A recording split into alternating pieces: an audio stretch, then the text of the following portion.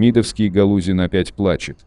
Появление в составе миссии ЕС в Армении представителей Канады де-факто означает ползучее проникновение натовцев на Южный Кавказ. Да ты что? А приход натовской Турции в 2020 году с вашей легкой руки – это какое проникновение? Ползучие, прыгучие или бегучие?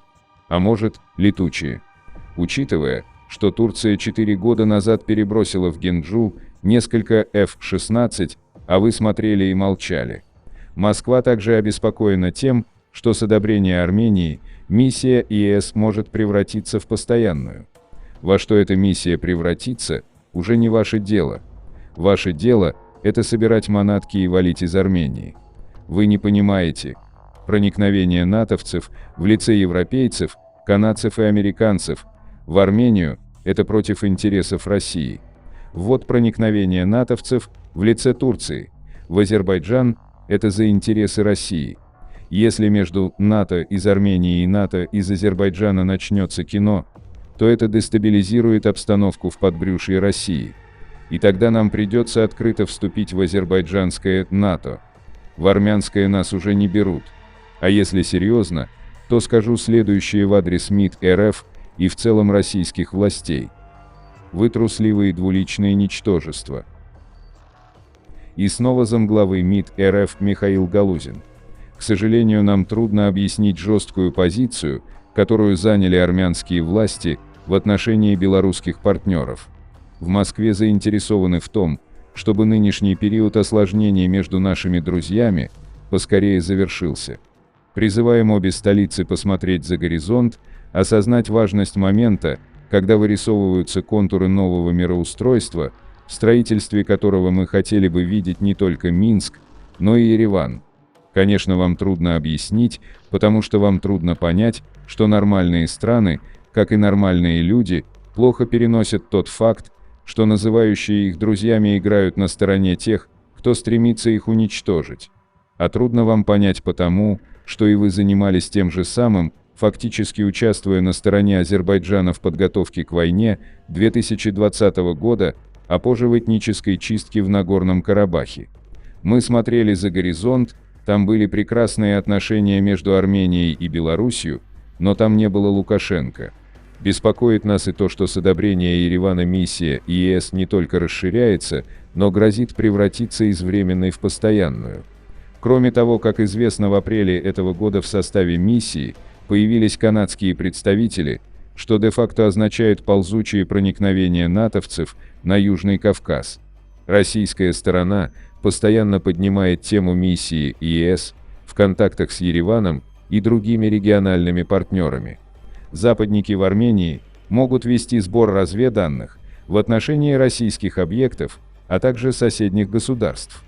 Задача ЕС очевидна и состоит в том, чтобы попытаться закрепиться в регионе в ущерб интересам традиционных партнеров и соседей южнокавказских государств России, Ирана и Турции.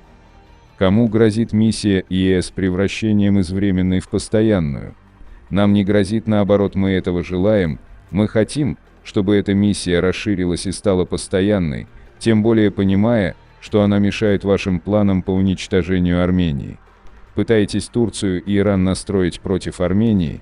Хотите, как всегда, использовать соседей Армении в качестве дубинки против Армении?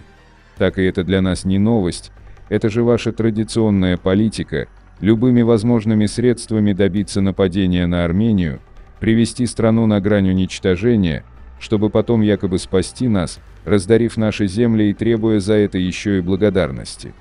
Но мы с соседями как-нибудь без вас пообщаемся и решим наши вопросы.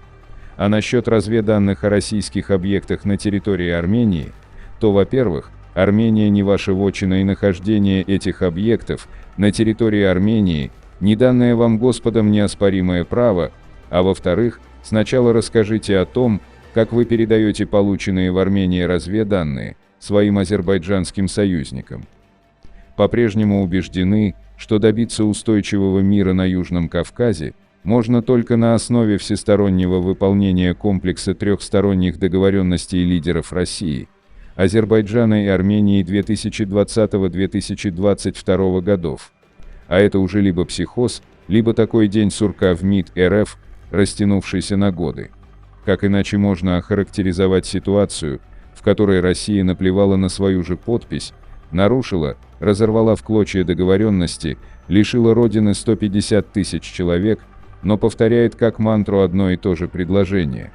Ну ладно, раз убеждены, флаг вам в руки, начинайте. Трехстороннее заявление от 9 ноября 2020 года начинается с первого пункта, в котором написано: объявляется о полном прекращении огня и всех военных действий в зоне Нагорно-Карабахского конфликта с 00 часов 00 минут по московскому времени 10 ноября 2020 года. Азербайджанская республика и Республика Армения, далее именуемые сторонами, останавливаются на занимаемых ими позициях. Помните еще, где находились эти позиции? Парух, Караглух и так далее, помните или напомнить? Ждем исполнения первого пункта, гарантом чего являлась ваша страна. Складывается впечатление, что Михаил Галузин получил задание в каждодневном режиме обсуждать Армению с журналистами РИА Новости, и кажется, у нас появляется новая традиция каждое утро напоминать МИД РФ, что врать некрасиво. Не могу отказать себе в удовольствии еще раз процитировать МИДовского мыша Галузина. К сожалению, нам трудно объяснить жесткую позицию, которую заняли армянские власти в отношении белорусских партнеров. Но, во-первых, вы и не пытались, поэтому вам якобы трудно. Во-вторых, не надо включать режим девственницы, когда ежу понятно, что поведение белорусских, прости господи, партнеров точь-в-точь повторяет ваше российское поведение. А поскольку российское предательство осталось безнаказанным, то и Лукашенко решил, что может спокойно признаться в предательстве. Так что вы и ваши белорусские поддельники можете смело взяться за руки и отправляться в ад. По скриптум. В конце хочу отметить, что я в шоке от такой наглости Кремля. Они ведут себя так, как будто ничего не было. И еще пытаются себя оправдать всякими глупыми тезисами. Зачем Армении такой союз с Россией и Белоруссией, которые больше поддерживают нашего врага? Вопрос на миллион, не так ли?